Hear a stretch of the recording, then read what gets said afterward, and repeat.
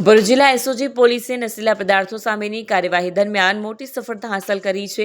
2 રાજ્યોમાંથી mix heroine drugs લઈને આવેલા 2 ઇસમોને પોલીસે ઝડપી પાડ્યા છે। પોલીસે અંકલેશ્વર ડેપો વિસ્તારમાંથી અંકલેશ્વરના સારંગપુર ગામની આદર્શનગરમાં રહેતા રાકેશ મંડલ અને દીપસિંગ નામના 2 ઇસમોની ધરપકડ કરી છે।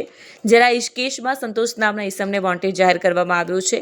પકડાયેલા ઇસમોના કબજામાંથી પોલીસે 11.62 લાખ રૂપિયાની કિંમતનું મિક્સ હેરોઇન ડ્રગ્સ તેમજ 2 મોબાઈલ ફોન મળી કુલ 11.72 લાખ રૂપિયાનો મુદ્દામાલ કબજે કર્યો છે। આ ઉપરાંત ડ્રગ્સ મંગાવનાર મુખ્ય આરોપીને પણ પોલીસે વોન્ટેડ જાહેર કર્યો છે।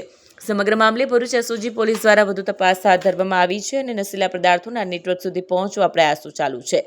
ભરૂચ જિલ્લામાં અને ખાસ કરીને અંકલેશ્વરમાં નો ડ્રગ્સ ઇન ભરૂચ અને zero tolerance for drugs in Ankleshwar આ કેમ્પેઇન અંતર્ગત ગત રોજ 14/1/2026ના રોજ ભરૂચ એસઓજીએ અંકલેશ્વર વિસ્તારમાં રેડ કરી અને એનડીપીએસનો એક ખૂબ જ મોટો કેસ કરવામાં સફળતા મેળવી છે।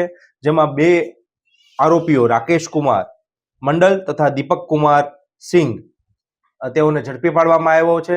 આ બંને જણા જે છે તેમની પાસેથી 58.11 ગ્રામ જેટલો હેરોઇનનો મુદ્દામાલ છે કબજે કરવામાં આવ્યો છે, જેની કુલ કિંમત 11,62,000 થાય છે।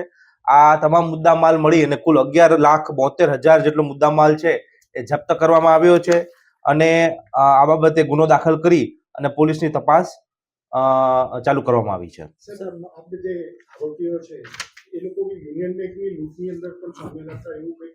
આ બંને આરોપીઓએ ભૂતકાળમાં 2022માં યુનિયન બેંક ઓફ ઇન્ડિયામાં લૂંટ કરી હતી અને તેમની વિરુદ્ધ 2 અન્ય ગુનાઓ પણ નોંધાયેલા છે। બીજો ભૂતકાળ ઇતિહાસ ના, અત્યારે આ 2 મળ્યા છે। વિડીયો જર્નાલિસ્ટ ઇમ્તિયાઝ પઠાણ સાથે સત્યા ટીવી ન્યૂઝ અંકલેશ્વર।